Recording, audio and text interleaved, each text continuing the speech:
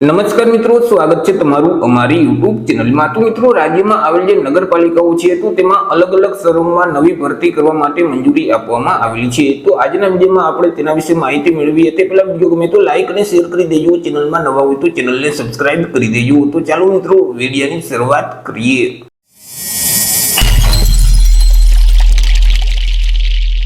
તો મિત્રો, આ જે ઠરાવ છે તે ગુજરાત સરકારનું જે શહેરી વિકાસ અને શહેરી ગૃહ નિર્માણ વિભાગ દ્વારા 15/4/2025 ના રોજ લખવામાં આવેલું છે।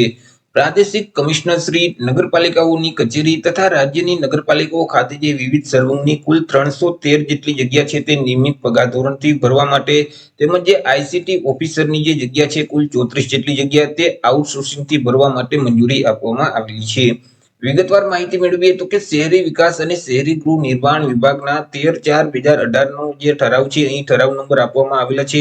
તે ઠરાવથી નગરપાલિકાઓના વહીવટ માટે નવું માળખું છે તે અસ્તિત્વમાં આવેલું છે અને આ નવા માળખામાં નિયામક શ્રી નગરપાલિકાઓની જગ્યાને કમિશનર શ્રી મ્યુનિસિપાલિટી એડમિનિસ્ટ્રેશન તરીકે અપગ્રેડ કરવામાં આવેલી છે।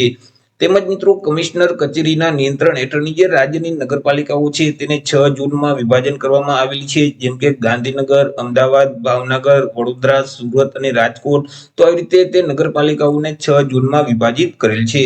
દરેક ઝોનમાં આઈએએસ કક્ષાના પ્રાદેશિક કમિશનર નગરપાલિકાની નિયુક્ત કરવામાં આવેલ છે અને પ્રાદેશિક કમિશનર શ્રી નગરપાલિકાઓની કચેરી દ્વારા જે તે ઝોન હેઠળ આવતી જે નગરપાલિકાઓ છે તેના પર નિયંત્રણ અને દેખરેખની કામગીરી કરતા હોય છે।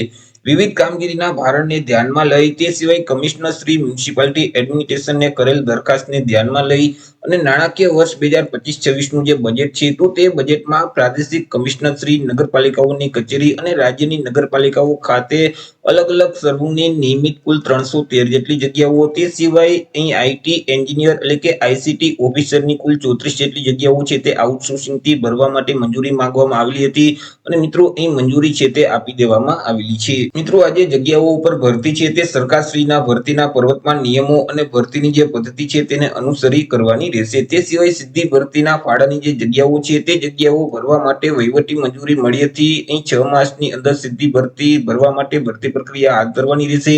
સામાન્ય વહીવટ વિભાગ અને નાણાં વિભાગ મારફતે સ્થાયી સમિતિની મંજૂરી મેળવી અને ભરતી પ્રક્રિયા છે તે 6 મહિનાની અંદર શરૂ કરી દેવામાં આવશે। તો મિત્રો, અહીં વહીવટી મંજૂરી મળી ગઈ છે, જેથી કરી હવે 6 મહિનાની અંદર આ ભરતી પ્રક્રિયા શરૂ થશે। જ્યારે ઓફિશિયલ નોટિફિકેશન જાહેર થશે એટલે આપણે ફરીથી એક નવો વિડીયો અપલોડ કરી દેશું। વાત કરી લઈએ કઈ કઈ પોસ્ટ છે તેમાં કુલ કેટલી જગ્યા રહેશે અને પગાર ધોરણ કેવું લાગુ પડશે। તો પહેલી જે પોસ્ટ છે તે મ્યુનિસિપલ ઇજનેર સિવિલ વર્ક 3 ની પોસ્ટ છે કે જેમાં 52 જેટલી જગ્યા છે। બીજી જે પોસ્ટ છે તે મ્યુનિસિપલ ઇજનેર ઇલેક્ટ્રિકલ વર્ક 3 ની પોસ્ટ છે કે જેમાં 22 જેટલી જગ્યા છે અને ત્રીજી જે પોસ્ટ છે તે મ્યુનિસિપલ એન્વાયરમેન્ટ વર્ક 3 ની પોસ્ટ છે કે જેમાં કુલ 28 જેટલી જગ્યા છે। મિત્રો, આ ત્રણ પોસ્ટમાં જે પગાર ધોરણ છે તે ₹39,900 થી લઈ 1,26,600 નું જે પગાર ધોરણ છે તે લાગુ પડશે। તે મુજબ ઉમેદવારને પગાર આપવામાં આવશે। ત્યાર પછી આઈસીટી ઓફિસર એટલે કે આઈટી એન્જિનિયરની જે પોસ્ટ છે કુલ 34 જેટલી જગ્યા છે। આ જગ્યાઓ આઉટસોર્સથી ભરવામાં આવશે એટલે કે 11 મહિનાના કરાર આધારિત આ જગ્યાઓ ભરવામાં આવશે। ત્યાર પછી મિત્રો, ચીફ સેનેટરી ઇન્સ્પેક્ટર વર્ક 3 ની પોસ્ટ છે કે જેમાં કુલ 52 જેટલી જગ્યા છે। તેના માટે જે પગાર ધોરણ છે તે 35,400 થી લઈ 1,12,400 નું જે પગાર ધોરણ છે તે લાગુ પડશે। ત્યાર પછી સેનેટરી ઇન્સ્પેક્ટર વર્ક 3 ની પોસ્ટ છે તેમાં પણ 52 જેટલી જગ્યા છે। તેના માટે જે પગાર ધોરણ છે તે 25,500 થી લઈ 81,100 નું પગાર ધોરણ છે તે લાગુ પડશે। ત્યાર પછી મ્યુનિસિપલ એકાઉન્ટન્ટ વર્ક 3 ની પોસ્ટ છે કે જેમાં 107 જેટલી જગ્યા રહેશે।